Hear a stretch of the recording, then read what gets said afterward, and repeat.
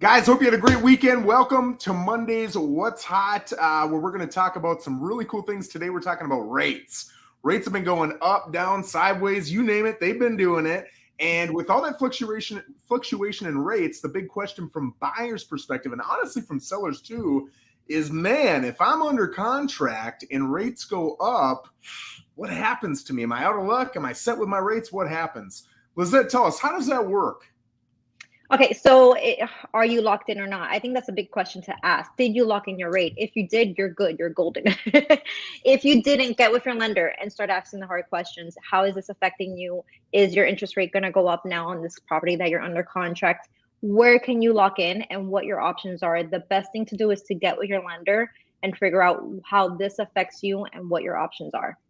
Yep, perfect. So the rate lock process, for those of you who don't know, is you literally just have a conversation with your lender. Now, a lot of lenders, as soon as you go under contract, they're going to give you, the buyer, a call and say, hey, Joe, I see you're under contract. Congratulations. Rates are currently at X. Are you happy with that? I recommend you do it, or you wait, or you whatever. It doesn't matter. But at that point, you're going to make the decision to lock or not. Most lenders want you to lock, because if you can get it done right now and you're happy with the numbers, we're contractually obligated. Let's get in and get those numbers before they get worse. Could they get better? Sure.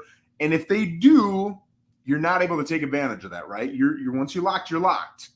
But if they get worse and you're not locked, you're in a little bit of a bind. So most people, because their desire to get a home is greater than their desire to save 1/8% or 1/4%, most people are going to lock immediately. But if you don't lock and rates go up, especially if they go up significantly, you are in a bind. It might have brought you from, hey, I can get approved, to I can't get approved. Or it might have brought you from, hey, I'm approved either way, but now my payment's gone up a couple $100 because of this situation. So it can be a huge impact, right? So assuming you're locked, you're in for a certain amount of time. I can't remember how many, is it 60 days, 90 days? How long is it? I believe it's 6 weeks. Is it 6 weeks? Yeah. So you're in for a certain amount of time. You can ask your lender on that. And as long as you don't extend beyond that time, you're good to go. The challenge is, and we see this a lot with new construction, what if you've got to extend for any reason? So I've had that in the past where my buyer doesn't really have an issue with an extension if there's some legitimate reason that the seller's requesting an extension for. But then the lender will pop in and say, hey, just want to let you know our rate will expire and I'm going to have to redo the rate. Now, if that rate's lower, might not be the worst news in the world. If that rate is higher, right, a lot of times that can be a problem. So at that point, what happens? We've had negotiations with sellers. Well, I'll leave it to you, Lissette. How does that negotiation go with a seller? If I've got the buyer, you have the seller, your seller wants to extend, and my buyer is saying, we can extend, but our rate's going to go up 0.5 point if we do so. You know, and now is an interesting time because it's going to bring all these scenarios into play that we haven't seen for so many years. And one of the options we're going to see that sellers and buyers are going to be negotiating is, well, is the seller willing to contribute additional funds so you can buy down that rate?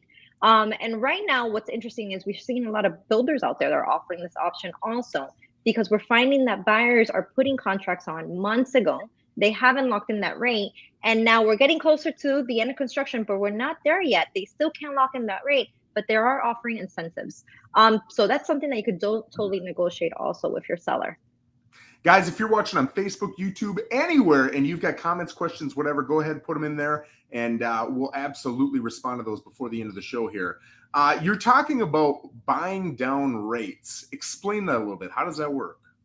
So then as the buyer, you're going to have to come to the table with additional funds, and your lender is going to tell you exactly how much it is, how much it takes to buy down that interest rate. It could be by a certain amount of points. It could be by a whole percentage. They'll go ahead and get with whatever banks they're working with and work out those numbers and present it to you. And then you have the option now presenting this to the seller and say, hey, we're having to extend because of this and this and this, most likely their fault. Now, this is costing us. Are you willing to contribute that to us, to our closing funds? Yep. And in return, you're going to buy down that interest rate. Yeah, and really a lot of times for the buyer in that situation, it's not a plus or a minus. Most sellers, well, I shouldn't say most sellers. Some sellers are going to say, forget it. We'll close on time. And then it doesn't change anything for you as a buyer. Some are going to say, yes, I need the week or the 2 weeks or whatever it is. and they're willing to pay your rate down, which means you're going to have the same rate. In either situation, you're probably in the same boat, and that's probably what's going to happen. But for sellers, it can be a challenge. So you want to make sure that you're aware that, and I see a lot of people who don't fully get this, right? Especially my New York clients, because in New York, you just put a wish out into the air. This is how I feel real estate works in New York. You put a wish into the air as a seller and a buyer that this is what we wish would happen. And then someday when attorneys feel like getting to work, all of a sudden they call you maybe 4 weeks later, maybe 8 weeks later. You have no idea. And they say, guess what? We're closing next Tuesday, right? So because of that, down in Florida, that is not the way it works. When the closing date is June 3rd, that is the closing date. You're contractually locked into that date. So if you've got to move, can you move? Absolutely, you can move, but it takes two parties saying yes. And if it impacts negatively one party, you can bet there's going to be a requested negotiation going on. Now, how that negotiation goes is dependent with everybody, but there's going to be a negotiation going on. I'll bring this up too, and this is getting a little bit off topic here, but I think it's important. You're going to see a lot of sellers who are in certain types of assumable loans offering the assumption of their loan because rates have gone up so much. And I'll use myself as an example. I'm locked in right now at 2.25%. That's my mortgage rate. So if I'm going to sell to somebody who right now is facing 5.5%, 6% interest rates, and they're looking at my house and another house that's maybe $5,000 cheaper than my house. But with my house, they can assume my mortgage. And with the other house that's $5,000 cheaper, they're going to get a 5.5%, 6% rate. Who's more attractive? I'm way more attractive. Even at $5,000 over, most people are going to want to assume that loan and do it. Now, a lot of realtors don't understand how to do that. And a lot of buyers, when they hear that, they're like, wait, what? So I suggest as a realtor, learn about assumable mortgages, learn what you can and can't do, make the phone call to find out, get the terms, present those options on the MLS. You've got a lot of new agents who aren't aware of what that is, but if you can present that, man, always coach the other side through some of the things that you can help them with, and you'll put your clients in a much better position. You're going to put your sellers in a much better position. Lissette, you got anything to add on this?